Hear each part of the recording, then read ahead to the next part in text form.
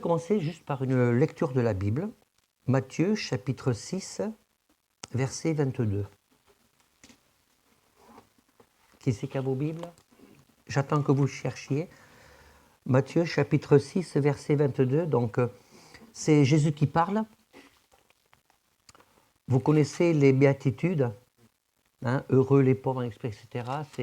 Ce que je vais vous lire là, ça reste dans ce contexte. Parce que à partir de Matthieu, chapitre 5, jusqu'au chapitre 7, à la fin du chapitre 7, c'est tout un même enseignement. Jésus donne des bornes pour tracer le chemin de nos vies. Ça fait partie de tout un enseignement. C'était une grosse prédication qu'il avait faite. Donc Matthieu chapitre 6, verset 22. L'œil est la lampe du corps. Si ton œil est en bon état, tout ton corps sera éclairé. Mais si ton œil est en mauvais état, tout ton corps sera dans les ténèbres. Si donc la lumière qui est en toi est ténèbres, combien seront grandes ces ténèbres? Alors je m'arrête là. Vous avez certainement déjà entendu ce thème, l'œil. L'œil, si nous sommes aveugles ou si nous voyons vraiment. Maintenant, je vais lire à partir du verset 19 pour bien comprendre le contexte dans lequel Jésus a dit ça. Ne vous amassez pas des trésors sur la terre, où la teigne et la rouille détruisent, et où les voleurs percent et dérobent. Mais amassez-vous des trésors dans le ciel, où la teigne et la rouille ne détruisent point, et où les voleurs ne percent ni ne dérobent, car là où est ton trésor, là aussi sera ton cœur. Le verset 22, je viens de vous le lire. Et Jésus termine. Nul ne peut servir de maître, car ou il haïra l'un et aimera l'autre, ou il s'attachera à l'un et méprisera l'autre. Vous ne pouvez servir à la fois Dieu et Mammon. Dans le Nouveau Testament, Jésus parle d'une divinité spirituelle des ténèbres, Mammon, qui est le dieu de l'argent. Alors je ne vais pas vous parler d'argent ce matin, mais simplement c'est important de dépeindre dans quel contexte Jésus a prononcé certaines paroles. Ça nous permet d'élargir notre vision et de comprendre vraiment ce que Jésus a voulu nous dire. Vous savez que Jésus s'adressait à des Juifs, la majorité de son auditoire était juif, et dans la tradition juive, l'homme est tout entier et il est concentré dans son œil, dans la tradition juive, comme aussi celle dans son cœur. Et dans la tradition juive, l'œil fait le lien entre l'homme intérieur et l'homme extérieur, et il devient synonyme de volonté et d'intentionnalité. C'est-à-dire que dans la tradition juive, la façon de voir influe la volonté et influe les intentions de nos actes et les intentions des chemins que l'on est amené à prendre. L'œil, une lampe du corps. Alors, Jésus parle d'une façon très, très physique, mais en réalité, son message, il est spirituel, parce qu'il nous amène à réfléchir en fait sur vers quoi nous regardons.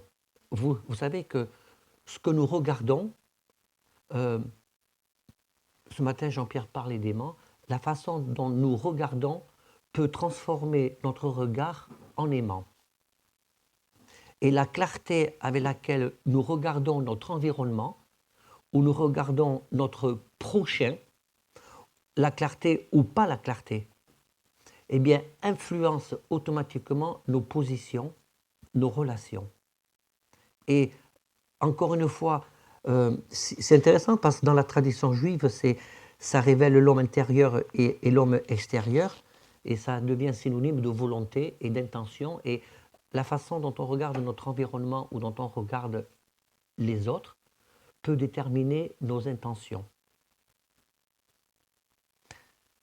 Je vais vous demander de vous lever. On va faire l'exercice. Si vous pouvez, pour ceux qui peuvent. Alors je vous demande tous de, de fermer les yeux. Vous fermez vraiment les yeux. Vous fermez les yeux. Donc là, on voit les ténèbres, d'accord? Donc, est-ce que vous avez envie? Alors, on a le souvenir, on sait à peu près où on est, hein, même si on ferme les yeux, on peut se diriger avec les mains, mais est-ce que vous avez envie de bouger? Ou d'aller aux toilettes? Vous connaissez les lieux, n'est-ce pas? Voilà, est-ce que vous avez envie de sortir un petit peu du rang? Bon, voilà. Deuxième exercice. Alors, un peu comme les Chinois. Faites que, ouvrez à peine les yeux de façon à ce que ça soit trouble. Voilà, vous voyez, on voit un peu, non? Hein? Non, mais vous pouvez ouvrir les yeux, mais vous les fermez de façon à ce que votre environnement soit trouble. Donc, quand c'est trouble, comme ça, on peut se diriger, mais on n'est pas à l'aise, ok? Voilà. Vous voyez que c'est trouble, vous me voyez trouble là, mais là non? Ouais, et puis en plus, il y a l'humidité de l'œil, donc quand on ferme les yeux, on n'est pas à l'aise. Voilà, pouvez-vous vous asseoir, les exercices sont terminés. Vous voyez, c'était pas trop difficile.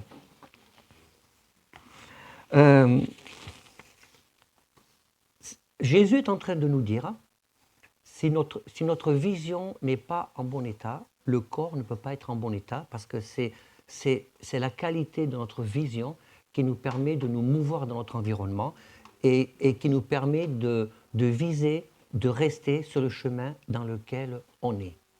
Et quand Jésus a dit ça, les Juifs pouvaient parfaitement comprendre ce qu'il voulait dire. Et quand Jésus parle ça dans le contexte, parce qu'il aborde le problème du trésor dans ce contexte-là, mais le message de Jésus ne se limite pas uniquement aux gens qui ont un problème ou une avarice par rapport à l'argent, c'est évidemment bien plus large que ça. Parce que si ça se limitait uniquement au trésor que Jésus parle, le trésor dans le ciel, le trésor sur la terre, de facto, sa parole serait limitée. Mais la parole de Jésus n'est pas limitée. À partir d'un exemple que Jésus donne, son enseignement est beaucoup plus large. Vous comprenez? Et si Jésus parle d'argent, est-ce que Jésus est contre les gens riches? Non. Non. Parce que dans son équipe, il y avait des gens riches. Hein. C'est pour ça qu'il a pu faire tout son périple. Matthieu était très riche. Il y avait des gens qui pourvoyaient. Ce n'est pas le problème. Si Jésus parle de l'œil et qu'il sait que dans la tradition juive, la vision est synonyme d'intention du cœur, c'est que Jésus est en train de dire en fait sur quoi ta vision elle est concentrée. Souvent on dit il faut regarder au Seigneur. Alors c'est bien, oui, mais et après? Ne regarde pas aux circonstances. Il faut regarder au Seigneur. Et quand Jésus parle d'un œil éclairé, si ton œil est éclairé, tout ton corps est éclairé. Mais si ton œil n'est pas éclairé, tout ton corps est ténèbre. Parce que comment est-ce que je peux me diriger si ma vision n'est pas correcte? Et je vais vous donner un exemple pratique, factuel. L'environnement de notre société, la situation géopolitique mondiale, la façon dont nous regardons ça, le regard que nous portons va influencer notre comportement, va augmenter ou pas nos inquiétudes ou nos stress. Oui ou non? Là c'est concret. Hein, ça fait plus de 70 ans que l'Europe n'avait pas connu de guerre, que tout le gouvernement se démilitarisait d'une certaine façon, et puis tout d'un coup, on se rend compte que, ah ben non, il ne fallait pas se démilitariser, parce qu'en fait, rien n'est stable, ça a été stable que pour un temps. Et donc, ça provoque une certaine anxiété. Et la façon dont on regarde les événements, avec l'intention dans laquelle on regarde les événements, eh ben, détermine le chemin dans lequel nous sommes, et détermine si, au fond de nos cœurs, il y a des ténèbres. Vous savez que les ténèbres, ce n'est pas uniquement lié à l'influence du diable. Les ténèbres, c'est l'absence de lumière. Parce que les ténèbres en soi, ça n'existe pas. Vous le savez que les ténèbres, ça n'existe pas. Les ténèbres, la lumière, ça existe. Avez-vous déjà vu des rayons de ténèbres? Existe-t-il des torches mais de ténèbres? J'ai une torche mais de ténèbres, je vais me diriger dans les ténèbres parce que j'ai une torche mais de ténèbres, une pile de ténèbres. Non. La lumière existe parce qu'on peut la voir. Les ténèbres apparaissent parce qu'il n'y a pas de lumière. C'est ce que Albert Einstein disait en classe quand il était petit, d'ailleurs. Il avait eu un débat avec un de ses professeurs, pour ceux qui connaissent l'histoire.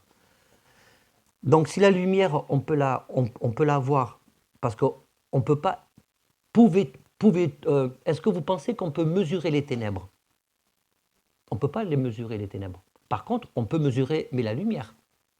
Donc vous voyez, donc ça, Albert Einstein l'avait bien compris.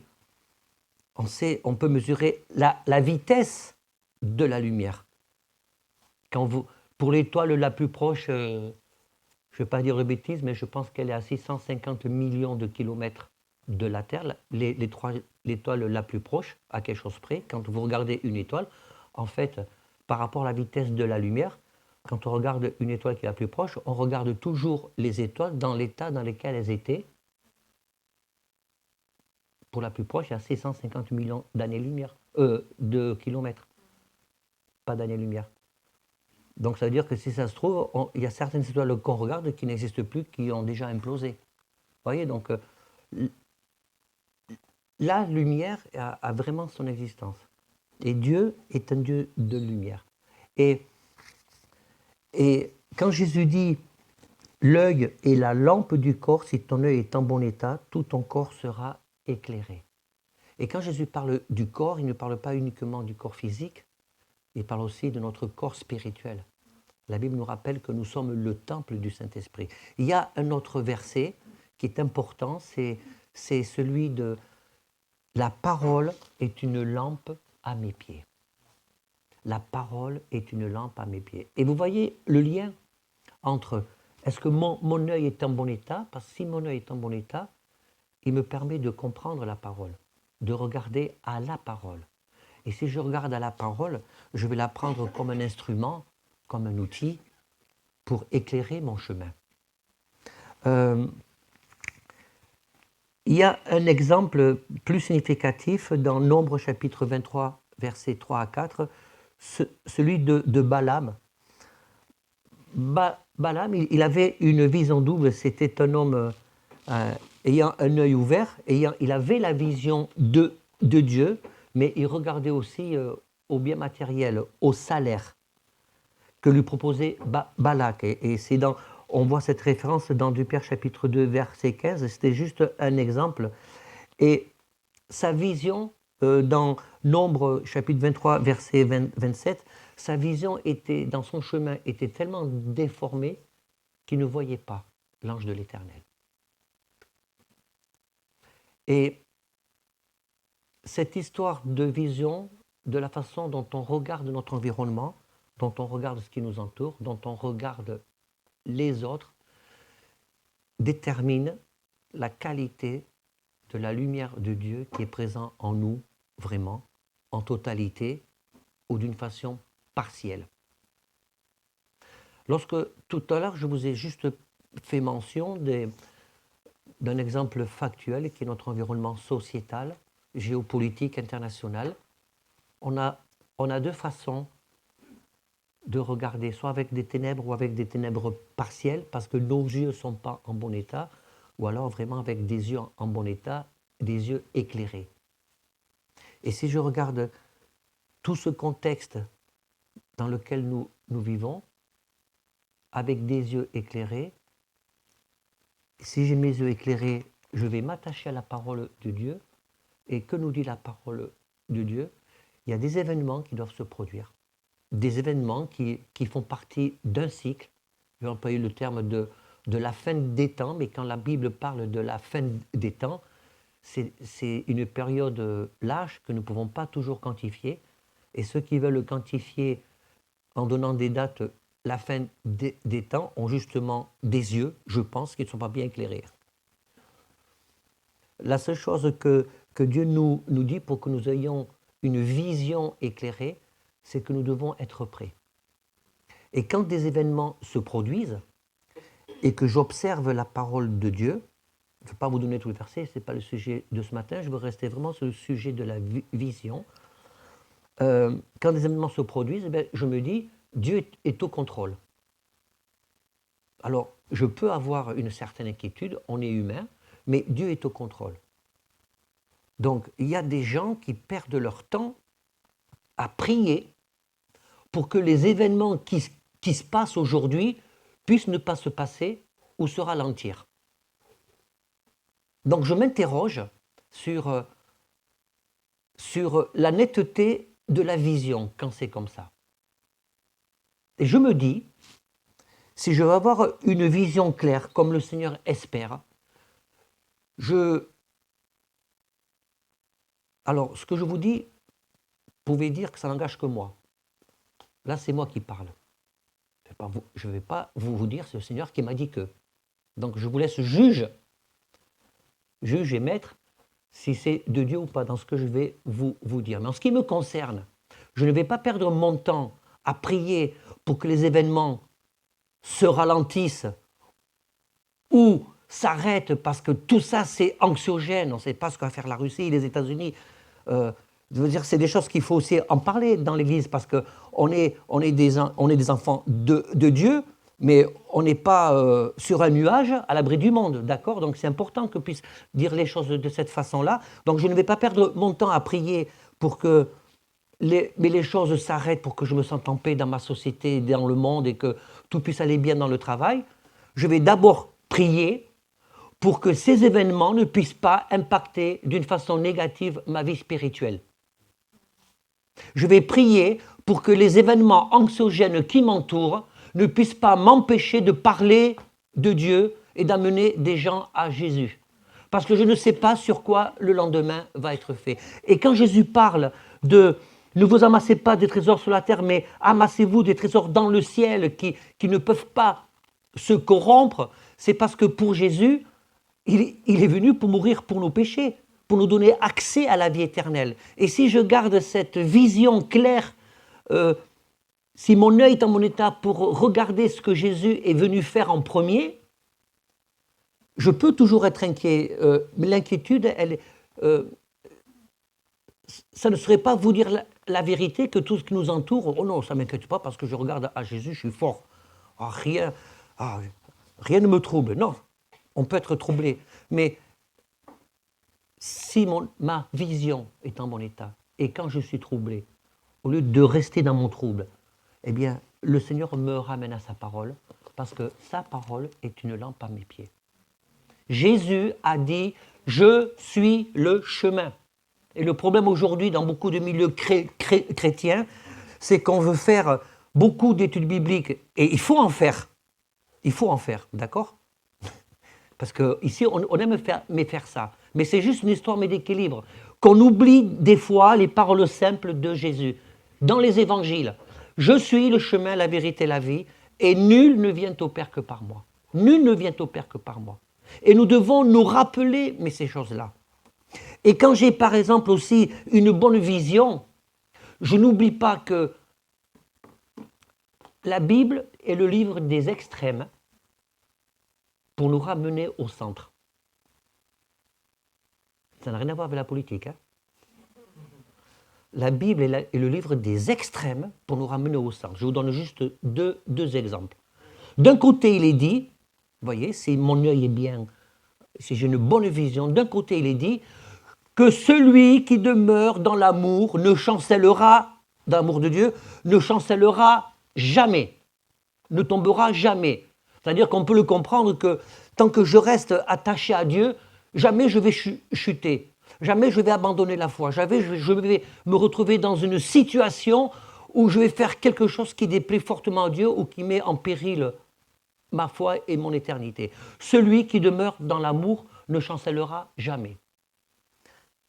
Ça, c'est dans l'Ancien Testament. Dans le Nouveau Testament, on voit ce texte qui dit « Celui qui est debout, prenne garde à ne pas tomber.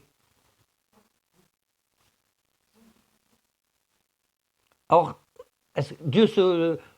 Seigneur, tu n'es pas le même dans l'Ancien et dans le Nouveau Testament, je ne comprends pas. Ben en fait, avoir une bonne vision, c'est aussi regarder les choses avec simplicité. C'est très simple. Celui qui est debout ne chancellera jamais. C'est-à-dire, tant que ça veut dire ça, parce qu'il faut tenir compte de notre humanité. Le problème, c'est qu'il y a des gens aujourd'hui qui, sous prétexte, parce qu'ils sont remplis du Saint-Esprit, ils se croient invincibles. Ça, spirituellement, rien ne m'arrivera. Ça, c'est une mauvaise vision. C'est une vision un peu comme ça. Et vous savez, quand on a une mauvaise vision, c'est fatigant. Hein, il y a plein de gens avec des lunettes. Hein, voilà. Alors, moi, je vous vois bien, un peu trouble, mais très léger. Mais si essayez de vivre une semaine sans vos lunettes, je suis sûr que vous allez dire c'est fatigant. Parce que, inévitablement, on doit faire preuve de beaucoup de concentration dans l'attention, dans la vision, et c'est fatigant. Tandis que si on a les lunettes, voilà, on regarde au point. C'est moins fatigant. Et celui qui demeure l'amour de Dieu ne chancellera jamais. Donc je vois avec les yeux du Seigneur que tant que je reste accroché à Jésus, tant que je reste dans le cadre de ce que Dieu m'annonce dans la Bible, je ne chancellerai jamais. Mais, je ne dois pas oublier que je ne suis pas un Dieu. Nous ne sommes pas des petits dieux. Nous ne devons pas oublier que la grâce et l'amour de Dieu fait de nous les enfants de Dieu. Quand quelqu'un se donne au Seigneur, nous restons quand même avec notre humanité. C'est pour ça que la Bible parle du combat de la chair et du combat de l'esprit. Nous restons avec notre humanité. Et c'est-à-dire que c'est avec humilité que je dois me regarder à moi-même si j'ai une bonne vision. C'est avec humilité que je dois regarder le Seigneur et sans cesse lui dire « J'ai besoin de toi. Je veux rester accroché à toi. Je prends garde à ma façon dont je regarde les choses. Parce que si ma vision n'est pas bonne, que vous le vouliez ou non, on s'éloigne du Seigneur si nous avons une vision tronquée sur nous-mêmes et sur ce qui nous entoure ou sur les autres. Mais si ma vision est bonne, je vais faire attention, je vais prendre garde à moi-même. Parce que je ne suis pas un ange, je ne suis pas un Dieu. Et donc, si je prends garde à moi-même avec humilité, en confessant que j'ai mes limites, nous avons nos limites, nous avons nos errances, nos carences, mais tant que je reste accroché à Dieu, eh bien ce point d'équilibre me permet de rester debout au centre. Ok ? L'apôtre Paul, par exemple, il faisait le reproche à des chrétiens que certains chrétiens dans les Corinthiens, eh bien, ils étaient chrétiens depuis longtemps et ils se comportaient comme des enfants spirituels. Il disait, vous êtes encore au petit lait.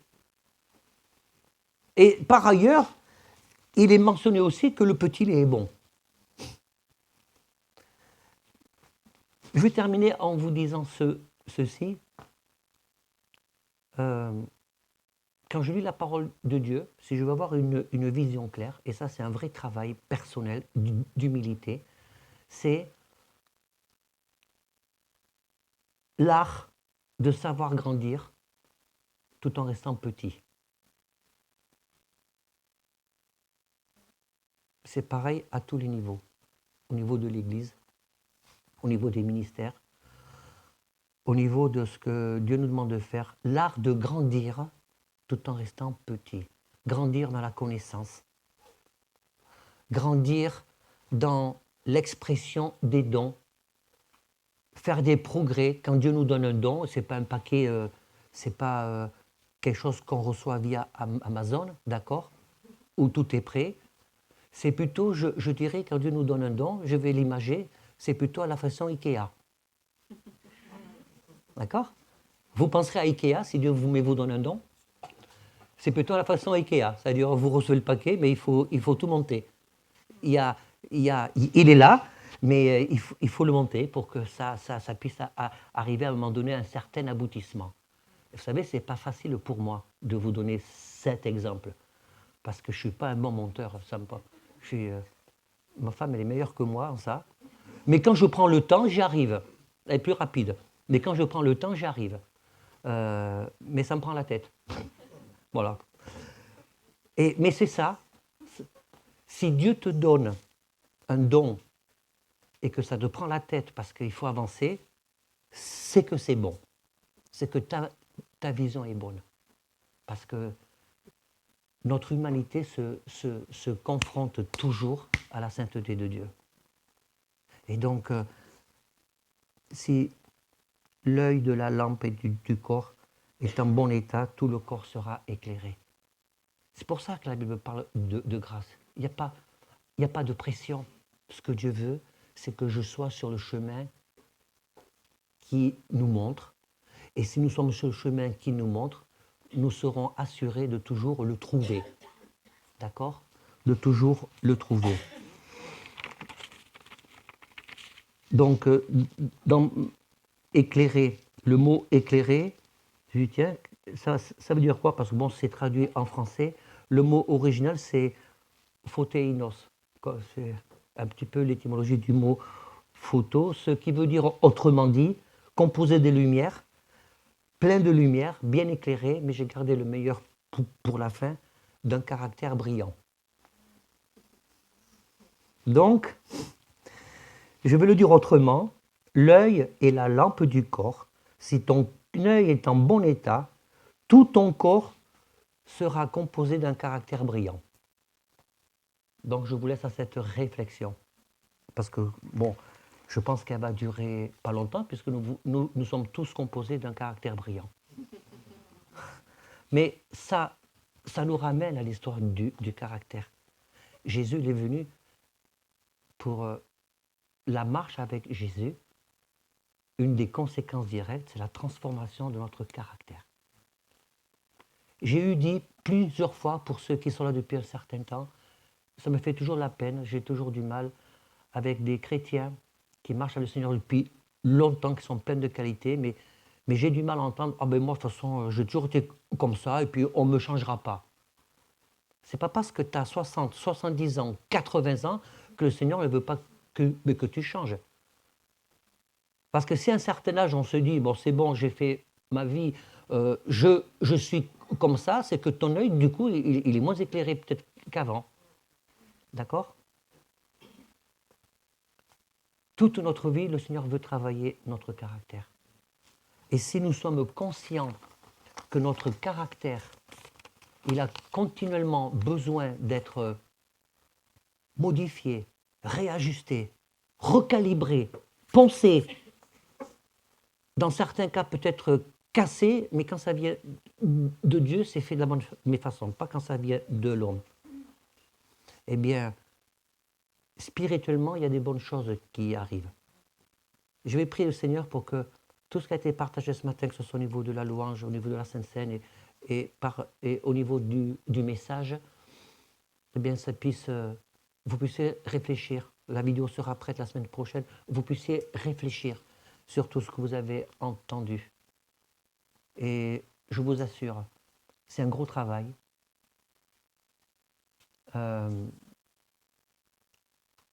Il m'est arrivé plusieurs fois d'avoir une mauvaise vision parce que je regardais au Seigneur, mais je regardais aussi à certaines circonstances qui m'entouraient et automatiquement, la pensée, elle est faussée. Il ne s'agit pas de faire l'autruche, de dire je regarde au Seigneur, non. Quand on regarde d'abord à Jésus et qu'on essaie par notre vision avoir un œil bien éclairé pour éviter les ténèbres en nous, eh bien on sera éclairé pour regarder nos situations et prendre les mesures qui s'imposent.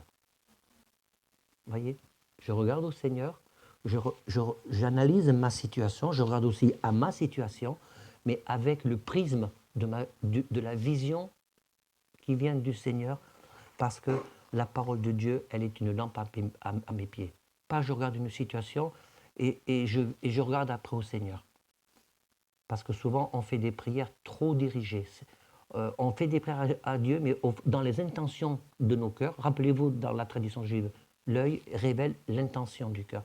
Dans les intentions du cœur, parfois, on peut faire une prière très dirigée, c'est-à-dire en espérant que Dieu va répondre comme moi j'ai envie. Et ça, c'est difficile. Il faut reconnaître que c'est difficile. C'est pour ça qu'on a besoin de toute la grâce de Dieu pour avancer. Amen. Seigneur, tu me cherches, tu me connais. Et si je t'oubliais, je sais que tu m'aimes. Ta sainte présence, elle m'environne.